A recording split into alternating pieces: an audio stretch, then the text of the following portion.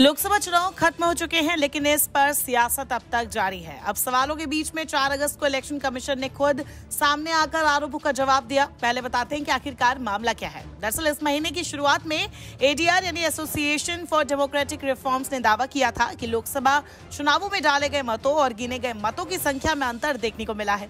ADR ने दावा किया कि लोकसभा चुनाव में 538 निर्वाचन क्षेत्रों में डाले गए मतों और गिने गए मतों की संख्या में बड़ा अंतर है। इस दावे को लेकर एडीआर इलेक्शन कमीशन को चिट्ठी भी लिखी थी। एडीआर के इस दावे को लेकर कांग्रेस समेत कई विपक्षी दलों ने केंद्र सरकार और निर्वाचन आयोग को कटघरे में खड़ा किया था। इससे पहले वोट फॉर डेमोक्रेसी ने भी ये मुद्दा उठाया था, उसकी भी एक रिपोर्ट सामने आई थी। इस बीच चुनाव आयोग ने 2024 के लोकसभा चुनाव को कथित तौर पर बदनाम करने के प्रयासों को लेकर साफ शब्दों में प्रतिक्रिया दे दी है। सोशल मीडिया प्लेटफॉर्म एक्स पर चुनाव आयोग ने लिखा, मानव जाति के इतिहास में अब तक के सबसे पारदर्शी तरीके से हुए सबसे बड़े चुनावों को बदनाम करने के लिए कुछ लोगों द्वारा झूठा अभियान चलाया जा रहा है। आयोग का यह बयान कांग्रेस पार्टी द्वारा हाल ही में किए गए दावों के बाद आया है, जिसमें कांग्रेस ने अंतिम मतदान प्रतिशत में वृद्धि को लेकर धांधली की आशंका जताई थी। आयोग ने लिखा है, मतदान के दिन शाम 7 बजे के अनुमानित मतदान प्रतिशत की तुलना वोटिंग के एक दिन बाद उपलब्ध मतदान प्रतिशत से करने का निराधार प्रयास किया गया है। बता दें कि कांग्रेस ने बीते शनिवार को एक बयान जारी किया था, जिसमें कहा गया कि हाल ही में संपन्न लोकसभा चुनाव में प्रारंभिक आंकड़ों की तुलना में अंतिम मतदान प्रतिशत में बढ़ोतरी देखी गई है। पार्टी ने इस बढ़ोतरी को धांधली का संकेत मानते हुए चुनाव आयोग से इसकी जांच करने की मांग की। कांग्रेस नेता संदीप दीक्षित ने बकायदा प्रेस कॉन्फ्रेंस कर आरोप लगाए थे। जी नहीं, वोट कास्टेड नहीं। देखिए क्या है, वोट कास्ट हमको कैसे पता चलता है।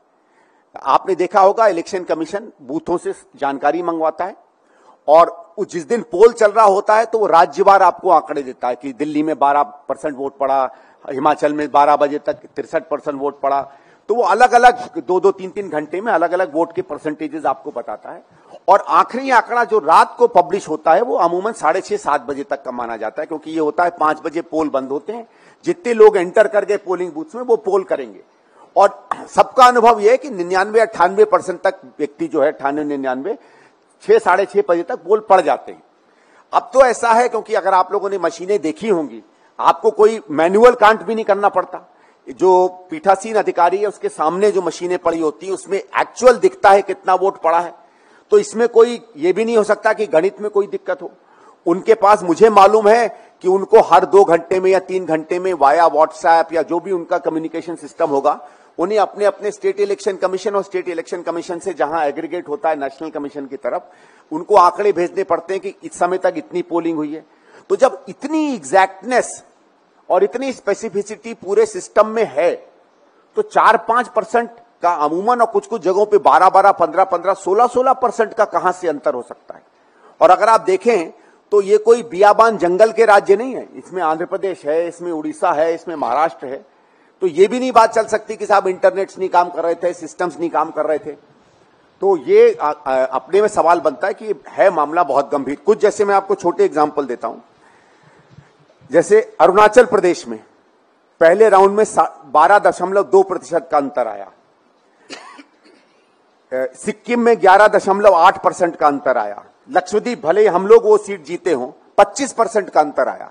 25% का अंतर कैसे किसी सीट पर आ सकता है। उधर इलेक्शन कमीशन के बयान के मुताबिक मतदान वाले दिन शाम 7 बजे मतदान प्रतिशत के आंकड़ों की तुलना करने के निराधार प्रयास किए गए। कुछ मतदान केंद्रों पर मतदान समाप्त हो गया था, जबकि कुछ मतदान केंद्रों पर मतदाता कतार में प्रतीक्षा कर रहे होंगे। इसी परिस्थिति में मतदान के एक दिन बाद ही असल प्रतिशत उपलब्ध किया जाता है। निर्वाचन आयोग ने बताया कि चुनावी आंकड़े और नतीजे कानून के तहत वैधानिक रूप और प्रक्रियाओं के मुताबिक है। आयोग के मुताबिक कोई भी उम्मीदवार या मतदाता याचिका के माध्यम से चुनावी परिणाम को चुनौती भी दे सकता है, लेकिन इस आधार पर कोई याचिका नहीं दायर की गई है। हालांकि अब इलेक्शन कमीशन के जवाब के बाद देखना होगा कि कांग्रेस का अगला कदम क्या होता है। नमस्कार, मैं हूं मानक गुप्ता। अगर आपको हमारा ये वीडियो पसंद आया हो तो इसे लाइक और शेयर जरूर करें। और हाँ, हमें सब्सक्राइब और फॉलो करना ना भूलें, ताकि आप देश और दुनिया की कोई खबर मिस ना करें। तो जुड़े रहिए हमारे साथ और देखते रहिए न्यूज़ 24।